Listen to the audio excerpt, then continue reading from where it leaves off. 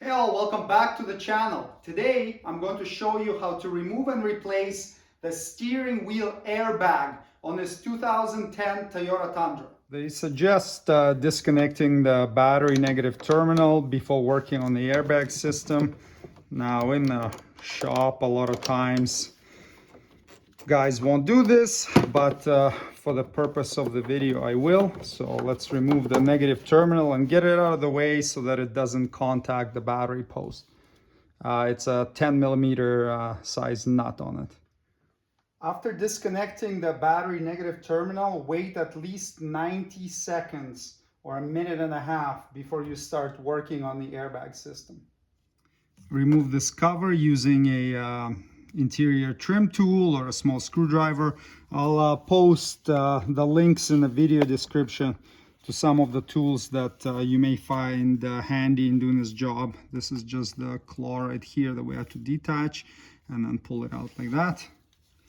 Do the same on this side.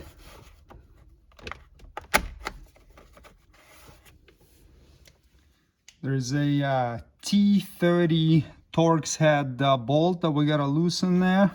It won't fully come out, so just unscrew it all the way like that, and then do the same on the other side. Now you'll be able to get this steering pad airbag back like this. You've got the two airbag connectors and the horn connector right here. For the airbags, we just lift up these little yellow tabs with a small flat blade screwdriver and then just disengage them straight back like that. And then for the horn connector, it's got a little tab right there that holds it in, that needs to be pressed, and then you can slide it off just like that.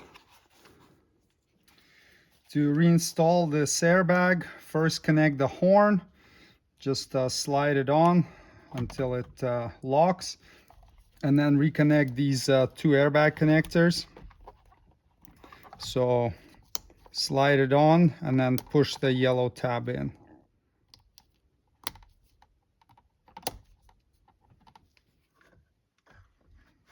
Position the airbag over the steering wheel. Reinstall these T30 bolts on both sides and tighten them to 78 inch-pounds.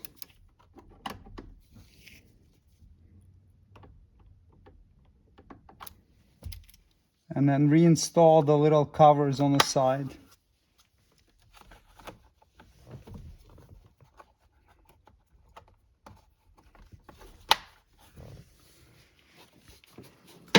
Now reconnect the negative battery terminal, slide it all the way down, and then tighten it until you can no longer move the terminal by hand when you apply some force to it.